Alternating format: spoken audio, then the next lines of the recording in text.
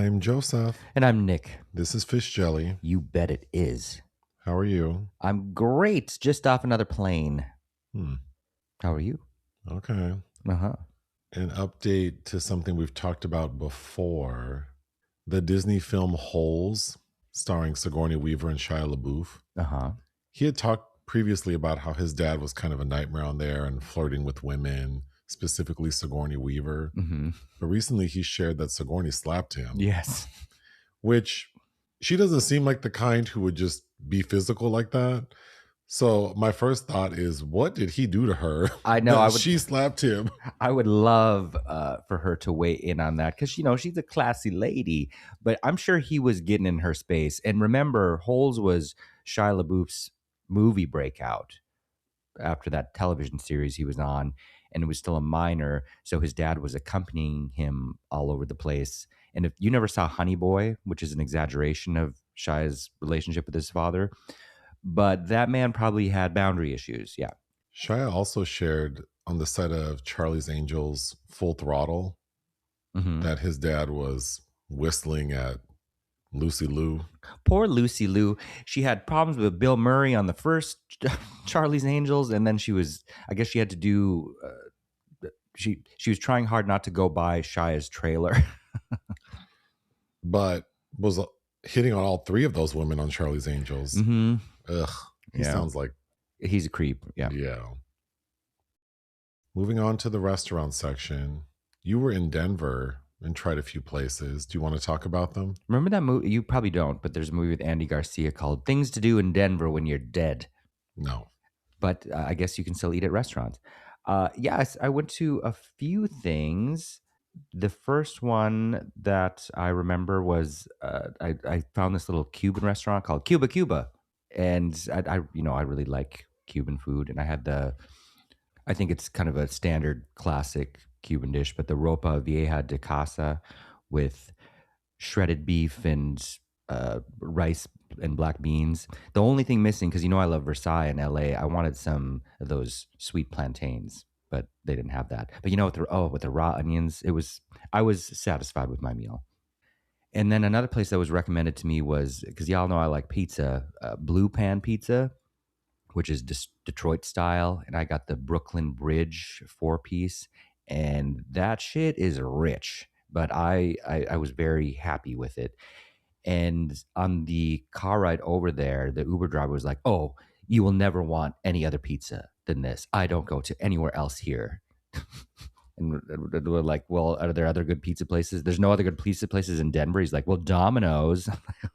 I don't think he was a reputable resource, but I was on a call recently with many people, and for some reason someone brought up what's your favorite pizza, and one of the ladies on the call said the best pizza she has is Domino's. You have an unrefined palate, ma'am. No. And the first thing I said is, have you been anywhere else? Like, I'm sure anyway. there are other pizza places in Denver, I'm sure, that are worth checking out, but I was very happy with it. And like I said, it was rich, and I brought half of it back to my hotel room, which had a refrigerator, but I stupidly didn't check that there was no microwave. So I ate my leftovers, but that is not the kind of pizza that is meant to be eaten cold, I do have to say, but I enjoyed it still. And then I was brought to another place called Lazy Dog Cafe, and they had a happy hour going on. So they had these excellent fries that were kind of lime flavored, and the seasoning was on point, let's say, because I was just like, I'm going to try a couple, and then I ate half the basket. But I had chicken tikka masala meatballs, because y'all know I like chicken tikka masala, and those satisfied, I guess. I thought you weren't there with me, and I think you would have had a problem with the texture, because you don't like, you know what I'm talking about? When they pop? Yeah. Because ground up chicken has the tendency to do that. But I was happy with the flavor. And then I ate it after watching The Odyssey and Samantha Morton cursing these men with her ramen, her cursed ramen. It made me really want ramen. So there was a place near my hotel called Menya Noodle Bar. It was dead. There was no one in there, but I got the kimchi spicy ramen, and that was I was very happy with that too. And lastly, this was outside of Denver in a place, 'cause I'm very ignorant about the area. I'd only been there once a decade before for a wedding, and I was mostly in Boulder, where I had edibles and the best focaccia of my life. And so it was Andarva. I don't even remember the name of the suburb, but it looked like it was just a little hole in the wall kind of, but it's called Spicy Kitchen Mexican Grill. And that chicken torta was exactly what I needed a torta to be. Because we keep going to Takaya, where they do have tortas and we do eat them. They're nice, but the bread is always not doing what it should. This oh it this the Mexican bread. I'm salivating now. That was an excellent torta. And then they had all these advertisements for other things. And it was the middle of the day, but they had tres leches French toast that I would love to try. Before you left, you made some goulash, I guess inspired by your trip to the Karlovy Vary Film Festival. That's correct. What did you think of your goulash? I really liked it. And I sent a little, because I made some little lady friends while I was in the Czech Republic, and I sent them a picture. I usually never do shit like that, but I'm like, what I made. I was so happy with all the goulash that I was eating there. And well, you don't remember probably, but years and years ago when we lived in Minneapolis, I had a movie night, a Hungarian movie night that I called Hungary Pains. And I made Hungarian goulash, which is different. And so I'd never made this, and I decided before I had to travel again, I wanted to do that.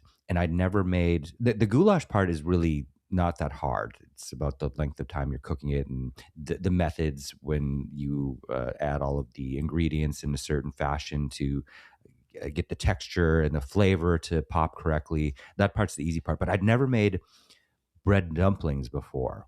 And we have yeast because I do cook often enough, but it was just about to expire. I had active yeast and instant, and I started with the active, and I thought for certain that it was not activating. So then I started a separate batch of the instant, and I think I just didn't wait long enough. So short story, all my yeast activated. So I'm like, well, I got to use it. So I made double the bread dumplings. And to me, that's the oddest thing ever, because you're making bread ostensibly, and then you boil it in water. I know you can steam them too for upwards of 20 minutes, and you'd think that shit would be soaked, but it's not. And then you slice it, and it looks, I mean, what did it look like to you? It looked like sliced bread, didn't it? Yeah. But then, you sop up all that gravy, and it's num num num num num. And you were joking about me giving you World War II rations, but because the shit's heavy. Yeah. But I mean, I liked it. What did you think? Mm, I mean, I wouldn't request it. What does that mean? You didn't like the flavor or what? It's like a lot of work and mess for. To me, it tastes like Dinty Moore beef stew with It tasted better really than that. heavy bread. But okay, what did you think about the bread? The dumplings? They were good. I mean, I think the other problem is you gave me so much food that I felt like gross when I was done. So then I'm like, I'm never eating this again. I gave you the exact amount. I actually gave you less because all of the portions of goulash I was getting in Czech Republic, I would get at least 4 bread dumplings. Sometimes you could get potato. Sometimes they give you both. And then you get that with a heaping plate of the gravy and meat. But I gave you less dumplings than I was given. It was a lot.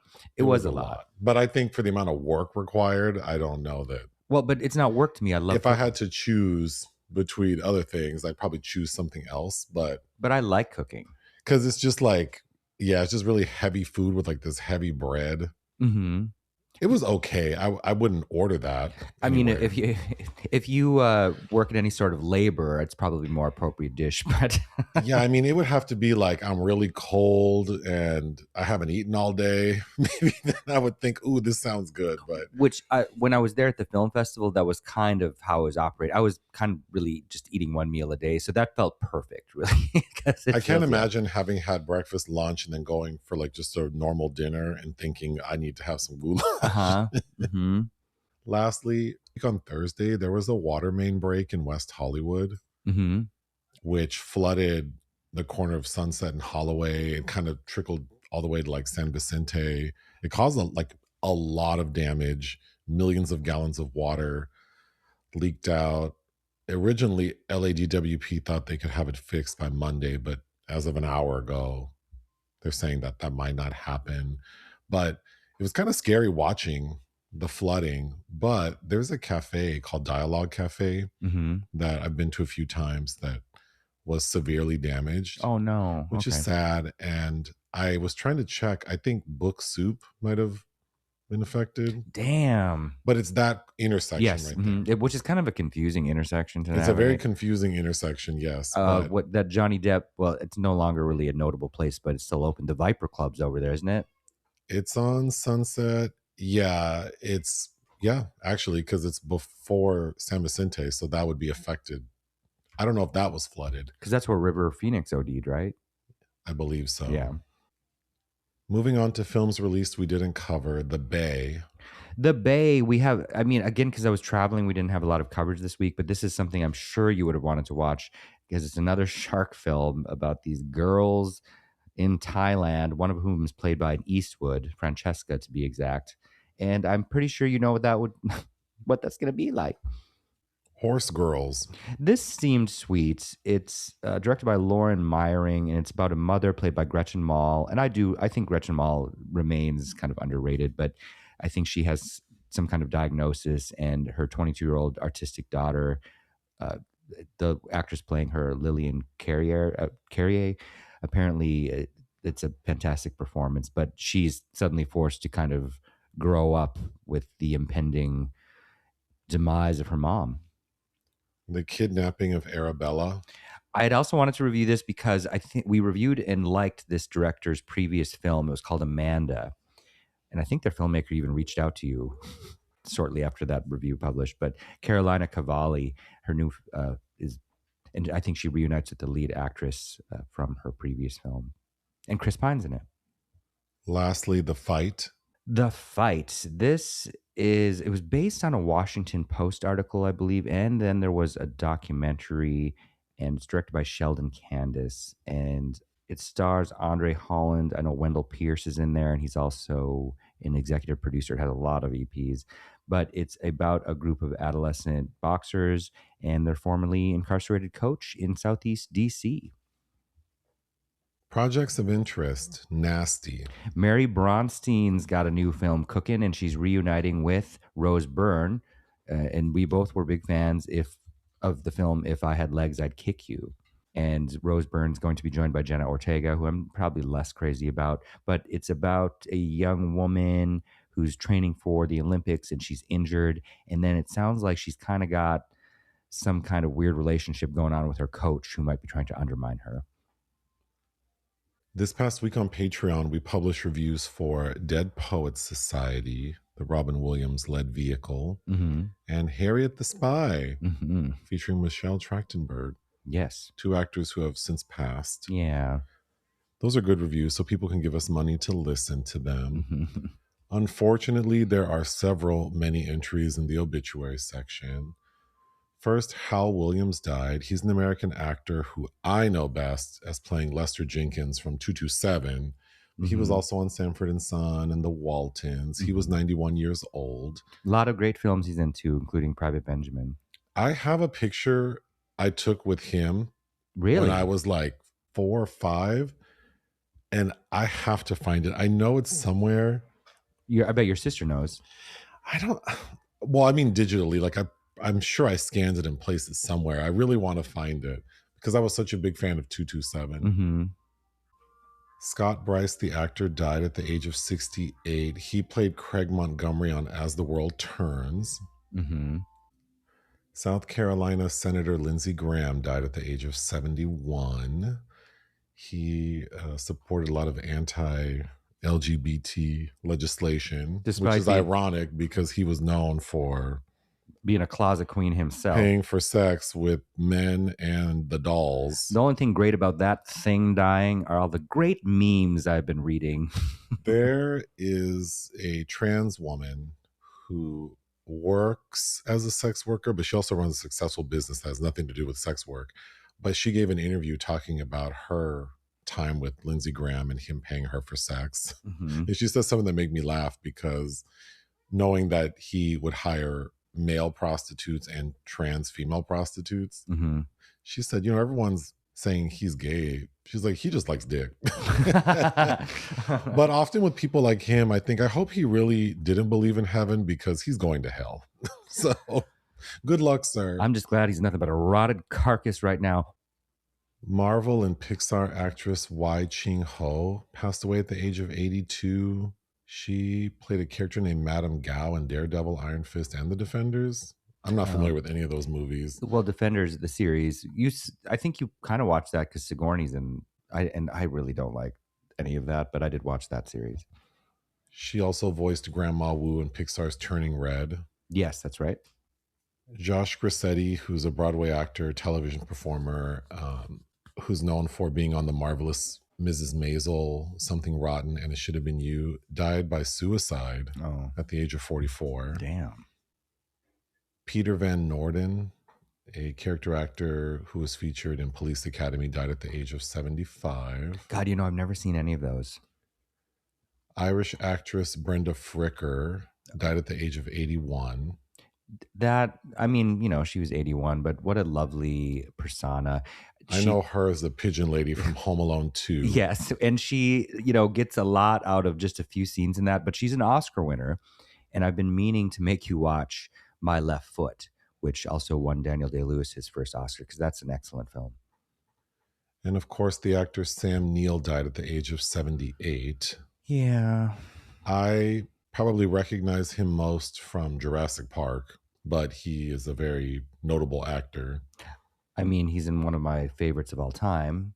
People were mocking Alec Baldwin, who got on social media to comment on Sam Neill, but then got distracted talking about The Hunt for Red October and was just talking about all the amazing actors and how great it was working on the film, and doesn't really mention Sam Neill. Like, he got off track. But of course, people left comments saying we need to review Possession. And it's like, we did review Possession years ago. Yes, we did, because that is tattooed on my back, one of my favorite films of all time. Of course, he worked with Sigourney Weaver in Snow White, A Tale of Terror, but many. Oh, is he the husband? Yeah. Oh. And one of my favorite John Carpenter films, In the Mouth of Madness. Sam Neill was kind of beloved in my household as a youth. Oh my God, Event Horizon. So many fantastic I've seen films. Event Horizon 80 times. I couldn't tell you what it's about. The only thing I could say is Lawrence Fishburne's in it. You don't remember Sam Neill? No. Oh. And I know it's about like being in space. Yes. In short. When I had my studio doing hair, I had a collection of films that I would show on repeat, but I would put in the films based on who was coming. And so the films I would show to the straight men were either Event Horizon or Prometheus. Okay. So I've seen those numerous There's on a similar wavelength. Oh, and Jack Noseworthy, who my first girlfriend in 7th grade was obsessed with Jack Noseworthy, and then who'd have thought like we both would end up gay? Dead Calm. I remember you watched that with me with Nicole Kidman and Billy Zane, where they're stuck on the boat. Oh, do you remember that? Oh, where Billy Zane's very, very handsome. Yes, and a killer. Yes, a terrible person. That's all I remember is Billy Zane. Oh well, and Nicole's hair, but she looks great. At the piano. Remember with Holly Hunter? That's in my top 10 of all time. Yeah, I definitely know who Sam Neill is. No, of course, sure. But I just, I know he was not doing well, but of course from New Zealand. Anyway, that kind of influenced today's selection for the secret film. Well, I had no clue he was from New Zealand. So it makes sense related to our secret film this week, which was Nick's choice. And Nick chose the 1988 drama A Cry in the Dark. Although in Australia and New Zealand, the film was called Evil Angels, which doesn't make any sense to me. Well, that's the name of the book that that was written about it. Yes, but I still don't understand why it's called Evil Angels. Like the media, the Evil Angels? Oh, maybe. What is it about? A mother whose child was killed in a dingo attack in the Australian outback fights to prove her innocence when she is accused of murder. Are you familiar with this director? A incredibly notable director, yes. Fred Schepisi, fellow Australian. He'd previously worked with Sam Neill and Meryl Streep on a film called Plenty, which strangely I've never seen that film, and it's not considered to be as notable. You might be familiar with him for Roxanne, which is, of course, a contemporization of Cyrano de Bergerac, remember, with Steve Martin? You're also familiar with 6 Degrees of Separation, with Will Smith and Stockard Channing. Yep. IQ is super cute with Meg Ryan and Tim Robbins and Walter Matthau playing Albert Einstein. I haven't seen that in years. The Russia House was a biggie with Michelle Pfeiffer and Sean Connery. In more recent years, well, this is over a decade ago, I kind of like The Eye of the Storm with Charlotte Rampling and Jeffrey Rush. This, Cry in the Dark in his filmography is very similar to one of his earlier breakout films called The Chant of Jimmy Blacksmith, which is also a really depressing film to watch. And then, of course, he did the sequel to A Fish Called Wanda, which was Fierce Creatures, which I don't think was very celebrated. But and he last year at some point he announced a new project that was actually going to star Isabelle Huppert, but he was born in 1939, so I don't know if that project is happening. The film stars Sam Neill and Meryl Streep playing Michael and Lindy Chamberlain, respectively. It's based on a true story. Like I said, they are a family. They have 3 children total, and they go on a trip to the Australian outback. One night, the infant baby, whose name is Azaria, is taken. And this is where the famous line, "A dingo's got my baby," comes from. Which you're familiar with this film because of that line. Most people are, right? I had no clue what A Cry in the Dark was, and you said, "Oh, this is the film that." Well, another interesting thing is most people say, "A dingo ate my baby." That's like what people usually refer to, but she never says that. She keeps saying that a dingo got my baby.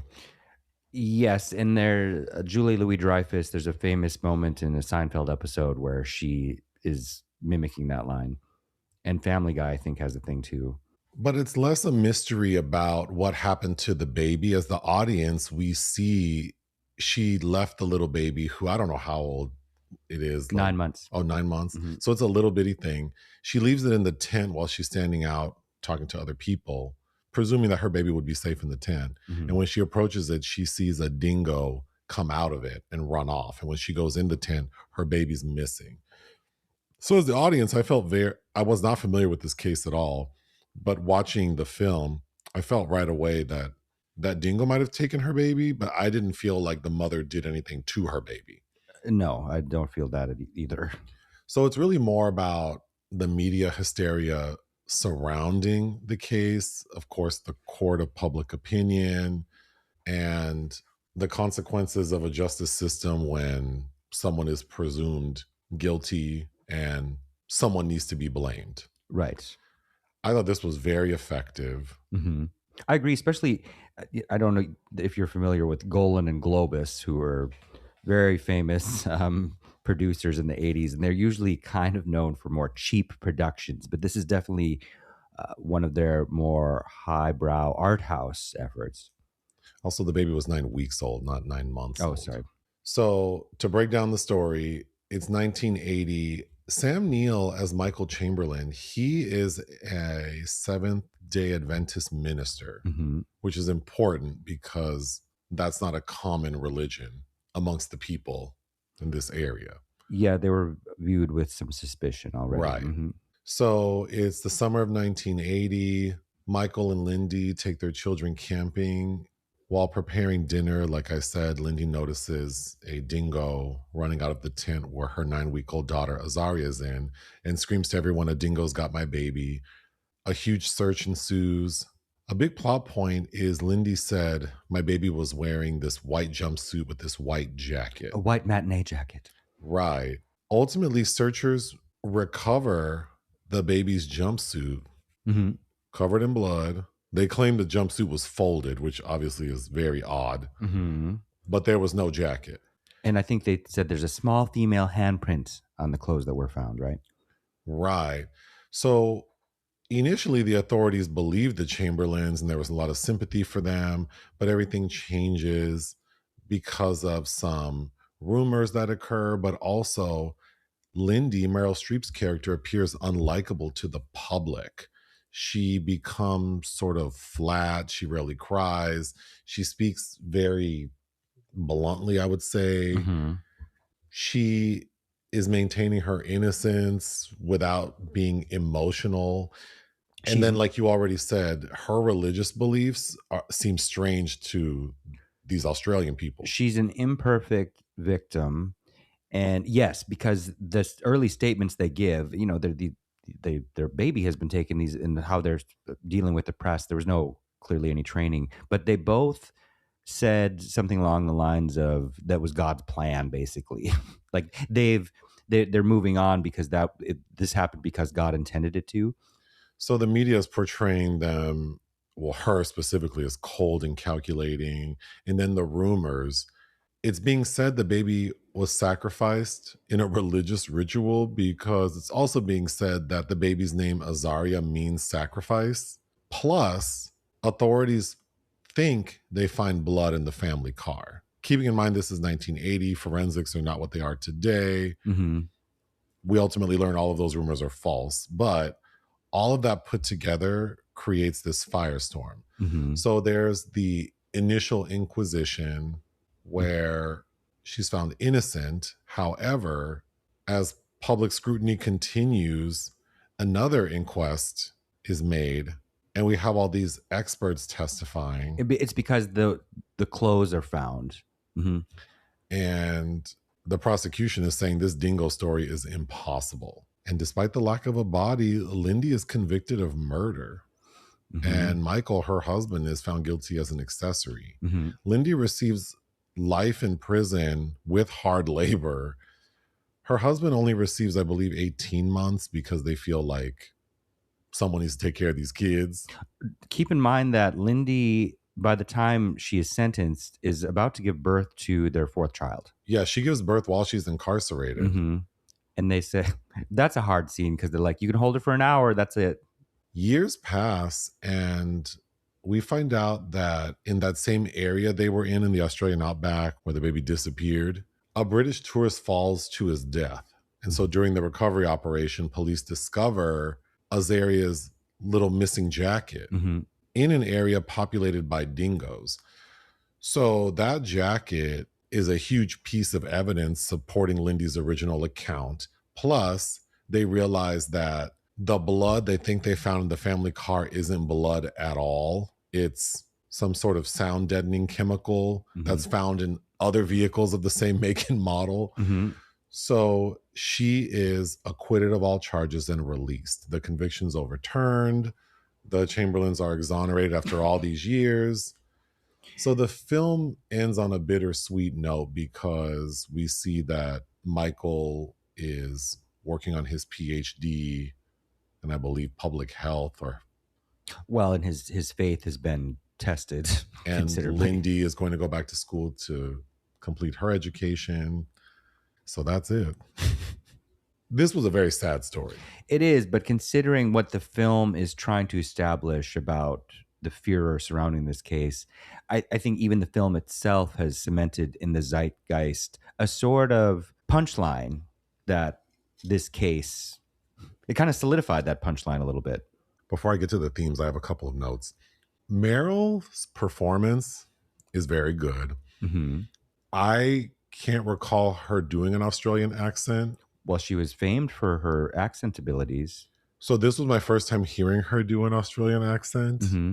I couldn't say what I think a good or authentic Australian accent is, but I think the combination of me never hearing her do one before and the way she looked, because I thought she was giving Tina Belcher from Bob's Burgers. Well, that hair, yeah. So she looks kind of weird. I mean, granted, it's 1980, but I'm not used to seeing Meryl Streep with dark hair either. She still looks, her face the accent, and then the opening of the film, the first 15 minutes is very the score is a little jarring. Okay, that my biggest problem with the film is the score. It's from Bruce Smeaton, who worked on Peter Weir's Picnic at Hanging Rock and also Roxanne. Yeah, I think that's to its detriment. It almost gives it a TV movie kind of quality, the score. So I was unsure of what I would think of the film in that opening, but once the baby's taken and things ramp up, then things become very serious. Yes. And I thought was very well done. Oh gosh.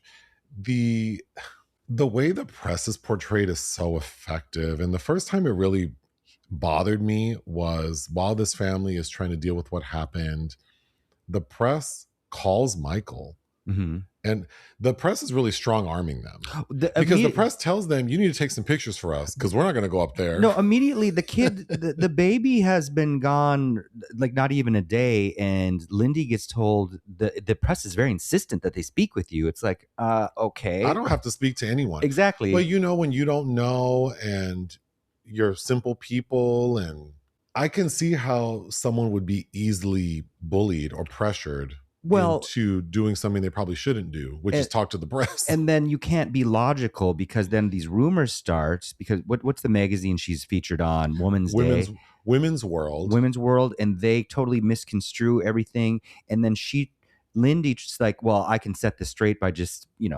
being giving facts and truth about myself, my opinions, and that it just makes it worse. Yeah, Women's World shows up, and at first they're presented like, we care about women. This is going to be your opportunity to tell your story. We want to handle it with care.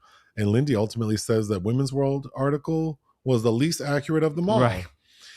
But yeah, I thought the portrayal of how shitty the media is and how exploitative it is. But he also, Schepisi keeps giving us glances about private conversations amongst people at dinner parties, in bars, Yeah, that was also very effective. which felt most realistic because we've all been in public spaces and hearing people and being engaged with people on whatever hot topic is going on, and just how exaggerated and heated people can be about things they know nothing about. Well, there's one scene where there are a bunch of guys in the bar, and there's like no way a dingo could carry a 10-pound baby. And then this man has a bucket that he's filled up with something, saying this bucket weighs 10 pounds. Mm-hmm. And you see these men holding the bucket with their teeth. Mm-hmm. Like, no, a dingo would never be able to do that. It's like, Guess what? How they didn't recreate that experiment at the trial. it was very frustrating. Mm-hmm. We get a scene where police take Lindy to what appears to be some land owned by some Aboriginal people. Mm-hmm. And they're like, well, we got to kill a dog. Like, we just need to kill a dog to show that we killed the dog that took your baby. So they take her to this man's property with all these dogs, and they tell him like, sorry man, like we're just gonna have to kill one of these dogs, so let us look. And they're like, okay. So Lindy's looking around and she says, none of these dogs look like the dog that took my baby. Mm-hmm. But that scene was crazy to me. That's crazy because in a strange way, paralleling metaphorically, Lindy becomes the dingo. She's the scapegoat. So it's like randomly we need to kill and crush something so that we can move forward. But it is that scene where you see cops start to kind of turn Mm-hmm. on her, which is interesting. And then one of my final notes is towards the end, Michael says something like, I don't think people understand how important innocence is to innocent people, Mm-hmm. which leads me to my themes, because public judgment, and as someone who has watched every episode of Dateline, the way people will just infuse whatever bullshit they think or believe or feel into situations they know nothing about. Mm-hmm. Literally, if you listen to 100 episodes of Dateline, just pick any 100, every other episode, someone will contradict what someone said in the previous. Right. Well, he was crying too hard when police showed up, so that just felt fake.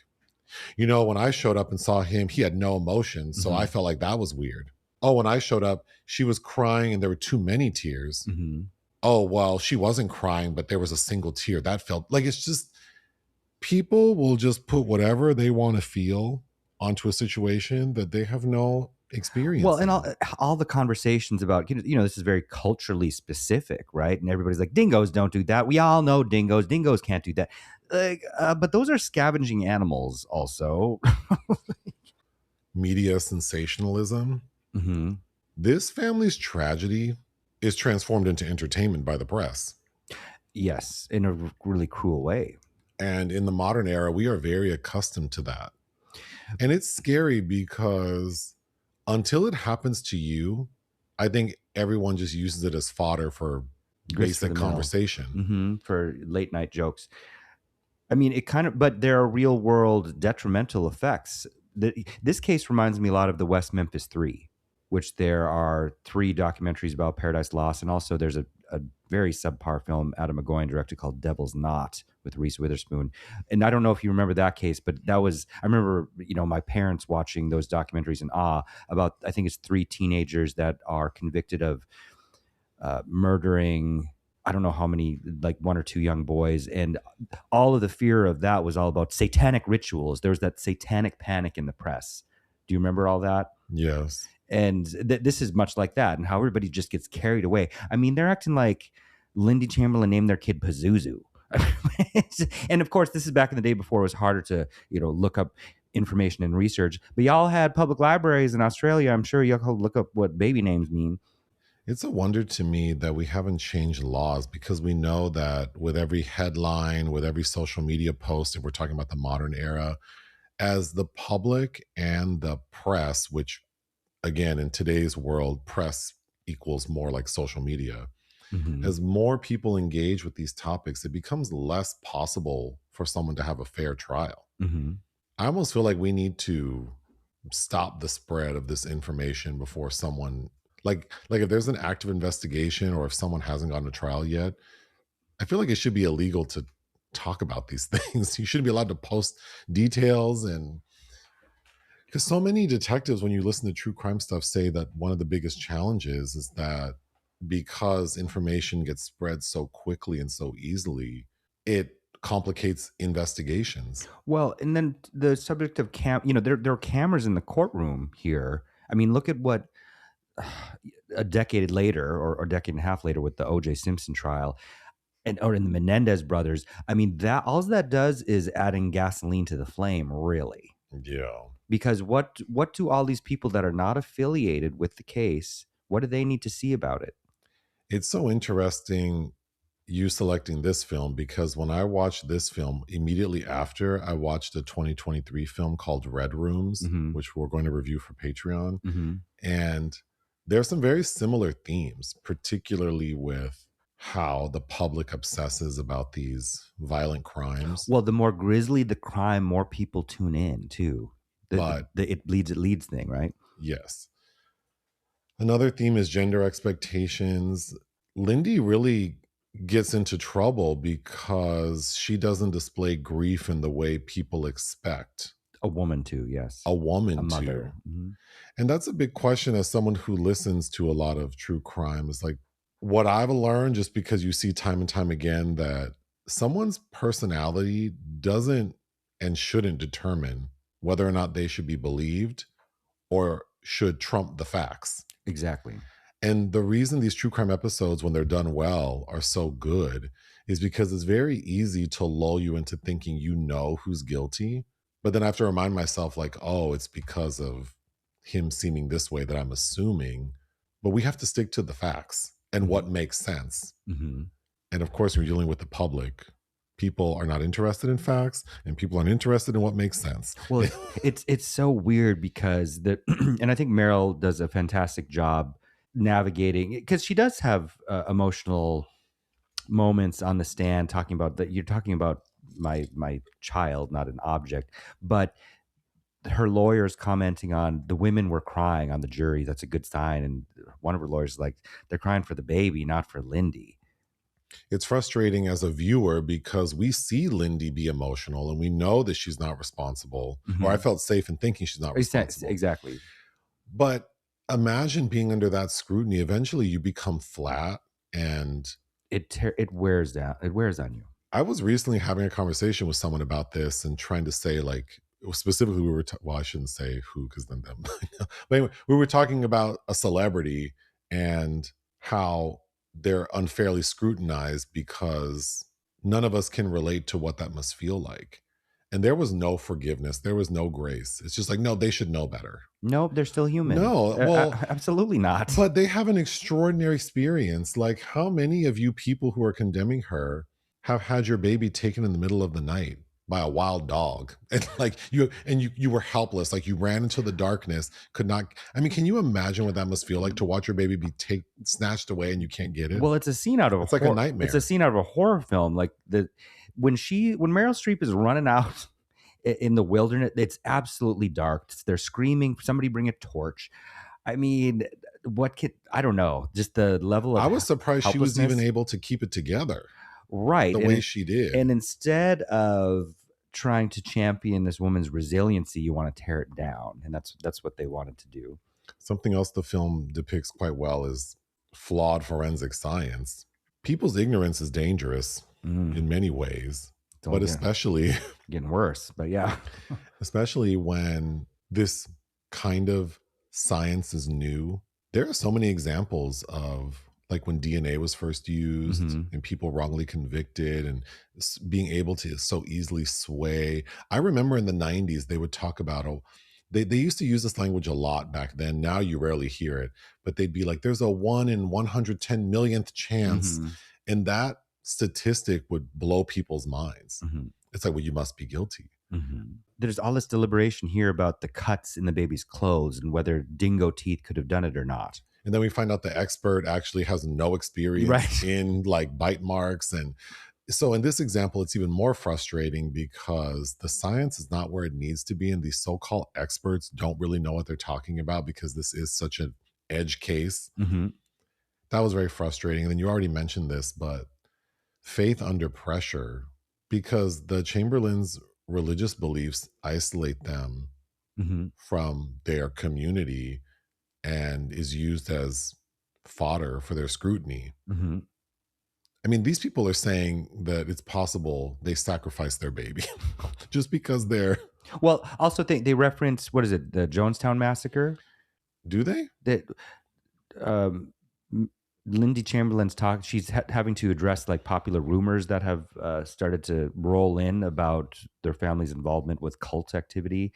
And I think it's the Jonestown Massacre recently happened. But again, it's those things are in the back of people's minds and it's exciting and titillating to people. And they want to make everything feel that way.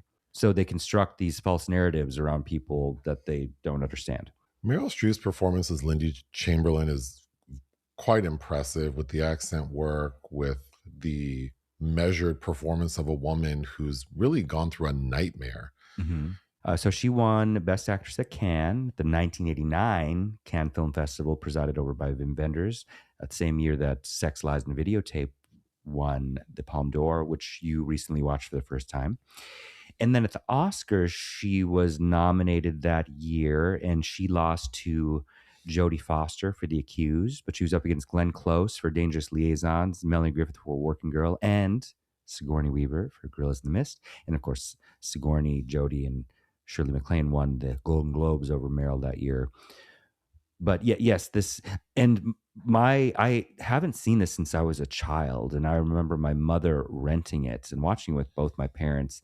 And the scene specifically in the prison when Meryl's in prison in the end and gives birth and has to give up her baby, and the finding of the matinee jacket, those scenes are kind of burned in my memory. And I don't know if you remember this, that drag queen on Australia Drag Race did Lindy Chamberlain in Snatch Game. Yes. which having rewatched this now, that seems like even more in poor taste, but there you have it. But Sam Neill's performance, I think, is quite good. His portrayal of Michael Chamberlain feels restrained, but compassionate. He's trying really hard to keep it together. It's right when they're waiting for the verdict, Lindy tells her husband that, I think, if I'm convicted, I think we should get divorced because I don't think you can do this shit alone. And I think one of Sam's best scenes is when he's put on the stand and he is flubbing it up.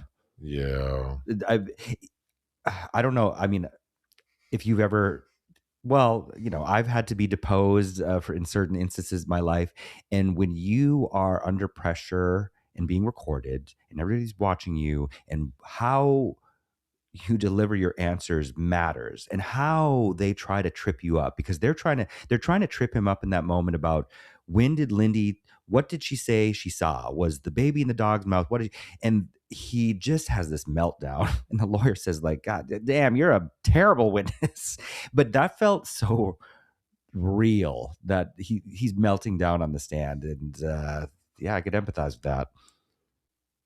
Like we mentioned, the film is based on a book called Evil Angels, written by John Bryson. Hmm. And apparently, Lindy Chamberlain praised Meryl Streep's portrayal for its accuracy.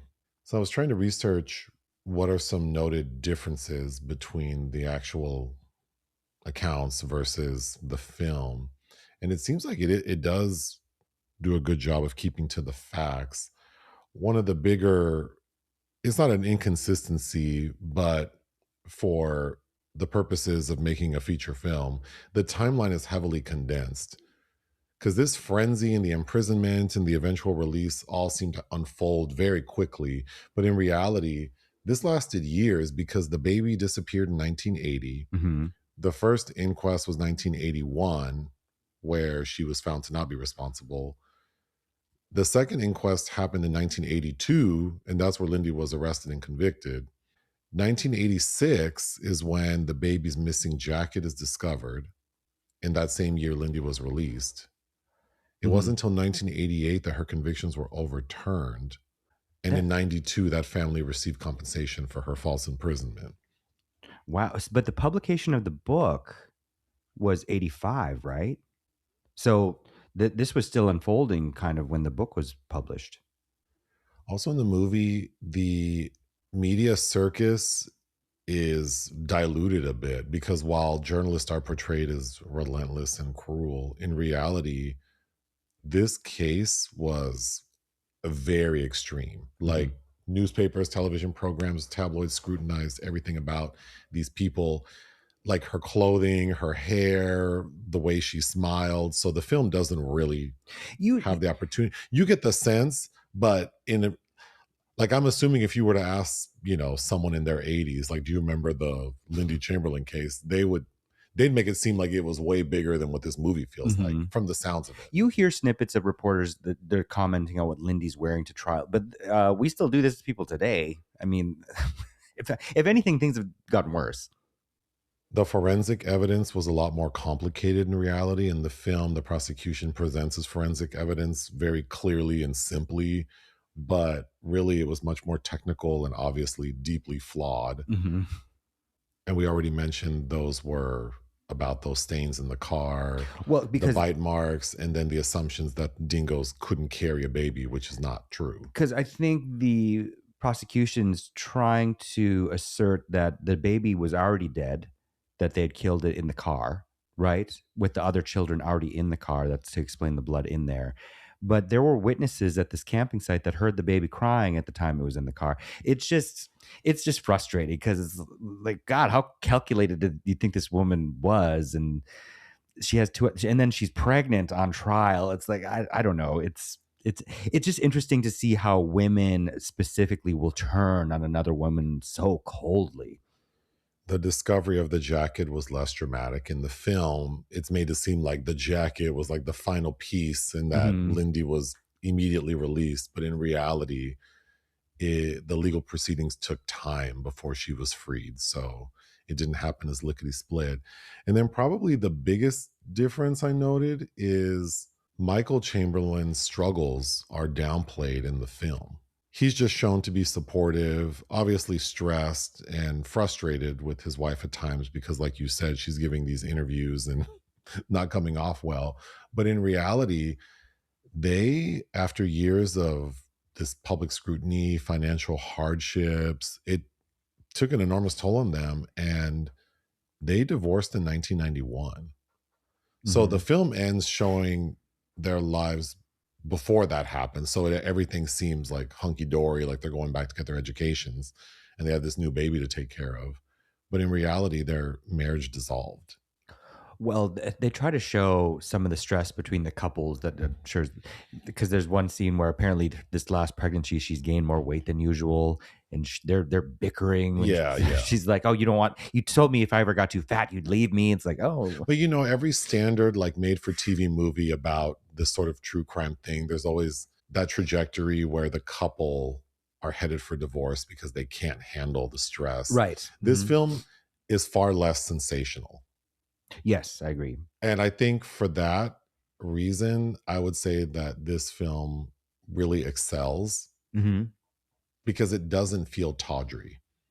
I was actually quite frustrated and sad for Lindy specifically. Yeah, I was too. And I feel like Meryl, of course, brings the proper gravitas to ground this beyond something that would feel sensationalized.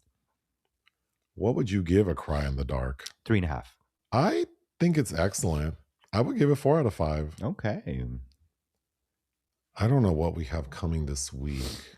There's there's not a lot of great stuff coming out next week, but there's a Pinocchio horror story. Oh, Nicholas Winding Refn's Her Private Hell, which I absolutely hated, but I think it would be fun for us to review. or we could do nothing. Oh, okay. Motor City with Alan Richson, I think looks pretty good. Anything else you'd like to say? Oh, I wanted to plug excellent miniseries with Sam Neill in the late 90s that I'll probably make a Patreon selection for you because I think you'd A all, miniseries? it's not that long. You would love it. Merlin, Helena Bonham Carter is so good. I think you'd really like Merlin. It was enchanting to me in 8th grade. Great. All done? Yep. Ta-ta.